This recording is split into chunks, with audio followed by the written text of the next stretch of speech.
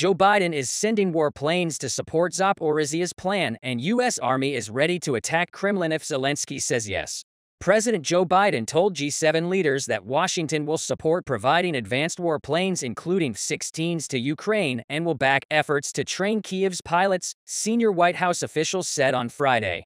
Ukrainian President Volodymyr Zelensky, who is set to attend the G7 summit in Japan, hailed the move as a historic decision. Critical operation from Ukraine, the sabotage in Zaporizhia could cause a very big problem. The Russian army is completely in trouble with this move. Tens of thousands of Russians are forcibly evacuating the region. With this retreat, Ukraine's ingenious plan worked. But Putin's response was very heavy. In the last days of the Russian-Ukrainian war, the Ukrainian army started to take different steps. The moves in Zaporizhia were an important example. Russia seized this region shortly after the start of the war and continued its stable rule until recently as part of its assimilation and deterrence policies in the region. It started to send Ukrainians to the interior of Russia by forcibly issuing them passports while settling Russians in the evacuated areas. With the confidence of the predominance of civilians in this region, putting out all ammunition depots to this region. But the Ukrainian army's plan in this region completely cornered Putin. The Ukrainians, who were aware of the ammunition Putin had in this region, immediately took action after realizing that the Russian army needed such ammunition on the near front lines. The Ukrainian army contacted the Ukrainians in Zaporizhia. Putin was reluctant to engage in a hot conflict because of the nuclear power plant in this region. The Ukrainian army came up with an ingenious plan to evacuate the Russians in that region and to completely eliminate the need for ammunition nearby. For this, the Ukrainians in the region had to organize a massive sabotage. The Ukrainians in this region began to gather information near the nuclear power plant, posing as Russians when they realized that they needed some nuclear leakage to alarm Russia. They immediately began the operation. The Ukrainians started a mysterious fire in one of the energy storage centers inside the nuclear power plant. This immediately alarmed the scientists at the nuclear power plant, and the Kremlin was notified to evacuate the area for safety reasons. But Putin was adamant about staying in the area.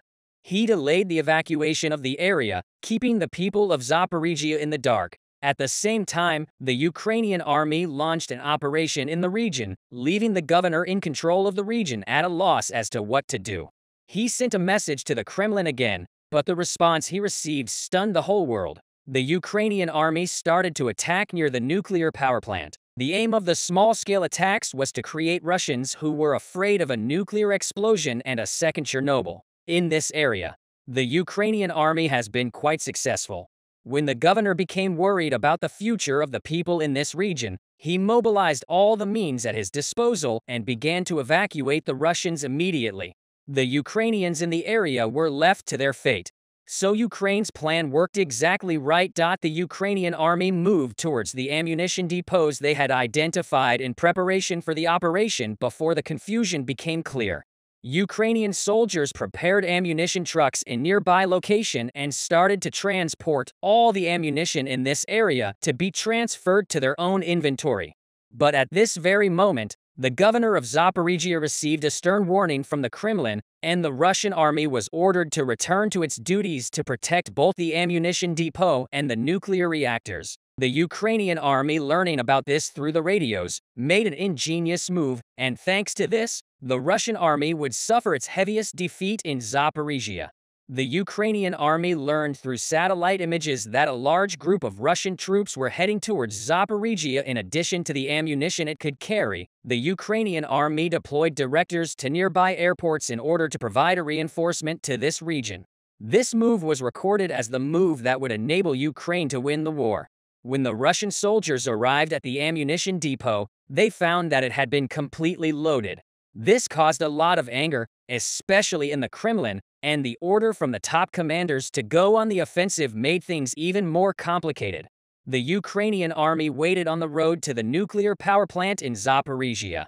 Meanwhile, timer bombs left inside the Russian ammunition depot exploded. The Russian army began to panic. However, the Kremlin's first attack on Ukraine forced the demoralized Russians to attack by force with the necessary intelligence and equipment left behind. The Russian army was not in a position to inflict much damage when the Ukrainian army realized that the Russians were approaching the area. They waited for them to come to the right spot after the Russians entered the area. Ukrainian soldiers put the Russian army in crossfire. With this, some of the already panicked Russian army began to flee back. The Ukrainian army took advantage of this huge advantage and went on the offensive. And they continued their offensive until every single Russian soldier at this point surrendered.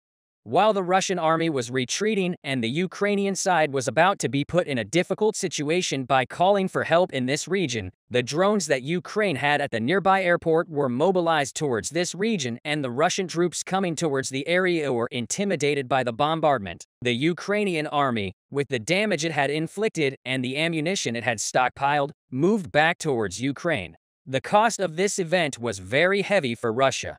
Not only did Russia's control of Zaporizhzhia suffer, but also a large amount of ammunition was unintentionally supplied to Ukraine. These complications and troubles brought the Ukrainian army significantly increasing dominance to a different point. But Putin immediately moved to avenge this operation. Putin has moved to use one of the many trump cards at his disposal. Putin, who thought that the Russian army had achieved victory only because of the support given to Ukraine, immediately made a final move and signed a decision that will be discussed all over the world. Russia decided to send some of its nuclear weapons to Belarus in order to utilize Belarus's regional potential. This decision would actually enable Russia to threaten Europe very easily. The main reason for this move was that Putin wanted to deter the countries supporting Ukraine. But this move seriously backfired, and many European countries realizing that Ukraine was the last line lined up to support it. With Russia making things more complicated with such moves, a very critical move came from Poland. The fighter jets, which are considered to be the biggest need of Ukraine, will be provided by Poland. Poland is one of the countries that has been supporting Ukraine the most since the beginning of the war. The most important reason for this is that Poland will be in second place in a possible successful invasion scenario by Russia. Aware of this, Poland mobilized all the means at its disposal and gave very serious support to Ukraine against Putin, especially its heroic stance on level par 2 has made the whole world support Ukraine with tanks. This step with fighter jets also paved the way for Ukraine to take steps to stop Putin. If the Russian military continues like this, it will face a major crisis, especially if the US decides to provide the F-16s requested by Ukraine. Things will take a very different turn. But Putin's intelligence data has begun to predict that Ukraine will soon have access to Ukrainian fighter jets. These predictions led Putin to make a very critical move. Russia's failure to take adequate security measures because the war has so far been entirely within Ukraine's borders has resulted in the deployment of air defense systems on every street in Moscow. This shows that the Kremlin is considering the possibility of Ukraine moving to warranty Russia with air strikes in the near future. But the Kremlin has a much bigger problem to deal with first. In his recent victory speech, Putin showed the world for the first time that he does not underestimate war. Back-to-back defeats have changed Putin from the man who said he would take Ukraine in 2 weeks to the man who said Russia's future depended on this war. Because of such developments, it is estimated that Putin now prioritizes his own political survival. This shows the whole world that if Putin loses this war, it is only a matter of time before he resigns due to the troublesome experience.